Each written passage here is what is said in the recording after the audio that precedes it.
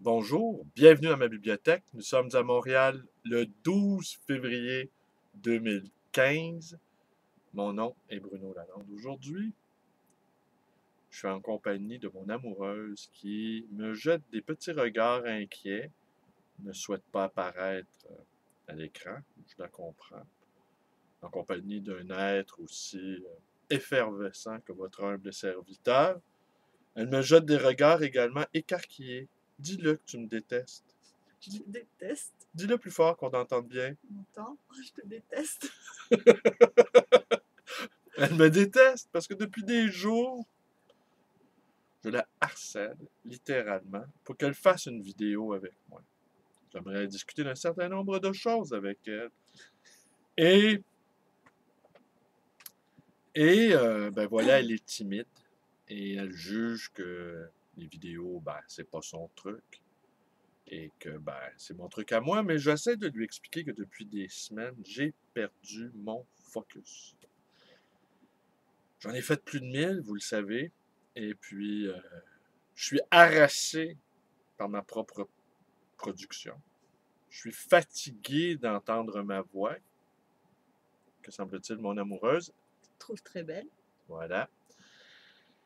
Eh bien, moi, quant à moi, je pense que la majorité d'entre nous ne nous supportons pas. Ne supportons pas, dis-je, d'entendre notre propre voix.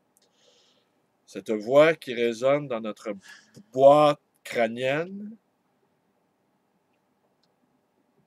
Et je fais assez régulièrement la lecture à mon amoureuse de textes qui m'ont plu. Et là, je vais demander à mon amoureuse si ça lui plaît, cet exercice-là, de lire des textes à haute voix. Est-ce que ça te plaît? Non, dis pas que tu me détestes, s'il te plaît. Non, ça, je l'ai déjà dit. Donc, oui, ça me plaît. Oui, Outre le fait que j'aime ta voix, oui. euh, c'est agréable. Est-ce que tu préfères que je te lise des textes ou qu'on regarde la télé ensemble? Je préfère que tu me lises des textes. Aimerais-tu t'asseoir à ma place? Absolument pas. Je te comprends. Juges-tu qu'au fond, d'une certaine façon, la lecture à haute voix entre amoureux favorise l'intimité? C'est sûr. C'est sûr. Est-ce que tu aimes le silence qui enrobe ces lectures-là?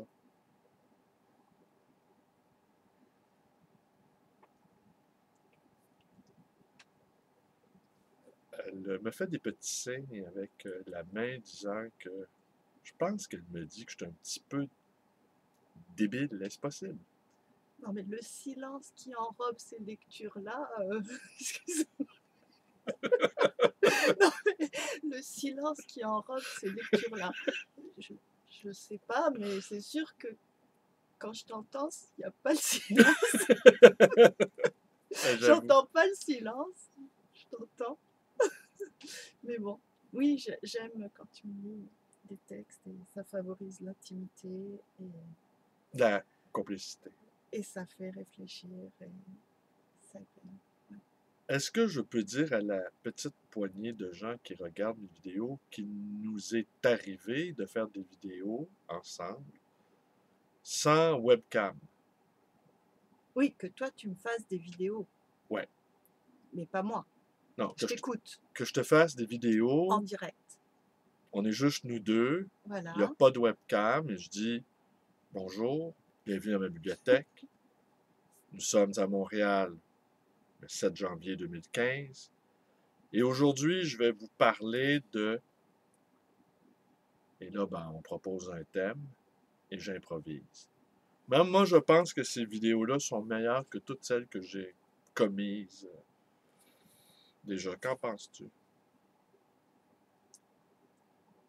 Elles sont plus osées, ça c'est sûr.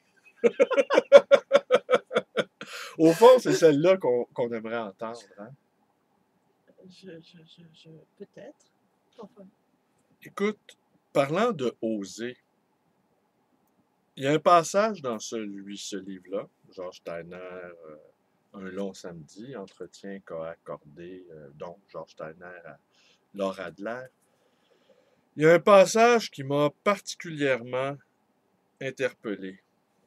Tu permets que je le lise, le passage en question?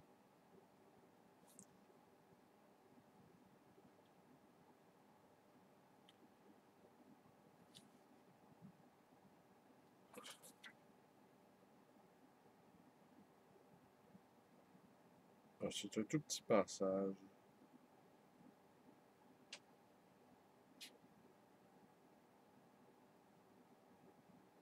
Pourtant, l'homme est un animal de langage et la sexualité humaine est pénétrée d'éléments linguistiques auxquels on ajoute de nouveaux éléments que très rarement. Ajoutés aux ressources érotiques d'une civilisation, c'est infiniment rare, même pour un grand écrivain. Proust le fait avec la petite phrase, faire Ketelia, ça change tout. Nabokov le fait avec Lolita.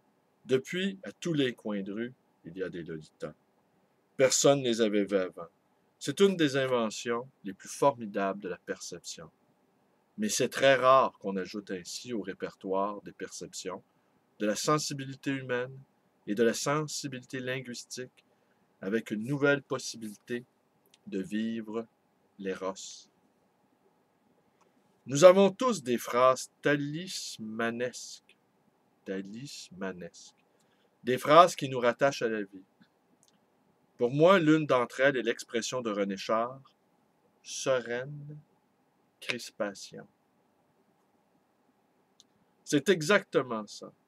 Certains moments de l'amour, une sereine crispation. Personne n'avait mis ces deux mots ensemble avant Char. Et c'est une des phrases qui vraiment définit le bonheur dans l'amour. La tension, la paix, et la paix qui n'est pas une paix. Mais pour trouver cela, il faut du génie. On a l'impression, à lire votre chapitre justement sur l'amour, la sexualité et la langue, qu'on ne peut pas éprouver du plaisir, ni de la jouissance dans l'acte d'amour, si celui-ci ne s'accompagne pas de paroles. Ben, tu vois, là, mon bel amour, ce petit passage-là, ce petit passage-là de Laura Adler, ben, m'a beaucoup fait réfléchir. Et beaucoup fait réfléchir. Et tu le sais, nous sommes englués dans un magma d'images pornographiques, des images pornographiques industrielles, et où les protagonistes, dans un simulacre amoureux, ne cessent de répéter des formules creuses du style honey ou my God ou vas-y, c'est bon. Et il y a un appauvrissement d'expression sexuelle qui nous chagrine. En tout cas, qui me chagrine moi. Donc, ne dis pas que tu me détestes. S'il te plaît. S'il te plaît. Et je réfléchissais à ça et on parle sans arrêt dans notre société, on parle tout le temps, on parle de toutes les manières possibles. Et dans l'amour, on se tait. Il y a une étonnante pudeur à l'œuvre dans l'acte d'amour qui ne cesse de m'interroger. Pourquoi maintenant on se tait? Pourquoi faut-il se taire quand on fait l'amour? On ne répondra pas ici à cette question qu'on va laisser ouverte pour l'instant. On va y revenir, cependant.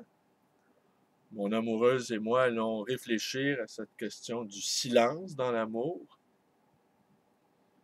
Vous devriez la voir, les signes de dénégation qu'elle fait avec sa tête, parce que je l'ai un petit peu torturée pour qu'elle m'accompagne dans cette lecture dans ma bibliothèque.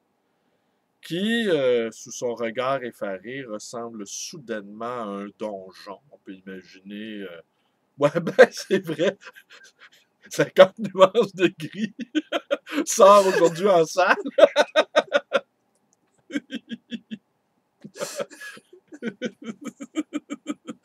On imagine qu'il y a toutes sortes d'appareils dans ma bibliothèque. Non, il n'y a rien dans ma bibliothèque, il y a juste des livres.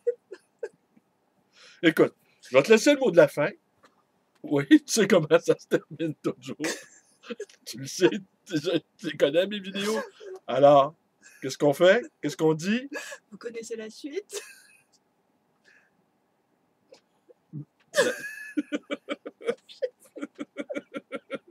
Non, vas-y, toi. Non, je Tu le t'écoute. fais tellement mieux. Non, mais je suis tanné de le faire. Je suis tanné de me Non, répéter. mais non, Allez, sois fais-toi, gentil. allez. Je vais te lire un poème érotique quand la caméra sera fermée. S'il te plaît. S'il te plaît. Ma chaîne YouTube, La page Facebook la librairie, et le numéro de téléphone qui est... enregistré sur mon téléphone que je ne connais pas par cœur. On peut-tu faire en ton téléphone n'est pas là? Bon, le 514-736-0999. Portez-vous bien et je vous montre le livre à l'écran. Tenez. Et bientôt, je vais être de retour pour de bon. Vous me manquez. As-tu aimé ton expérience? J'ai pas entendu la réponse. As-tu aimé ton expérience? Je ne suis pas sûre. Ben, en tout cas, allez, je vous embrasse tous, mais pas sur la bouche.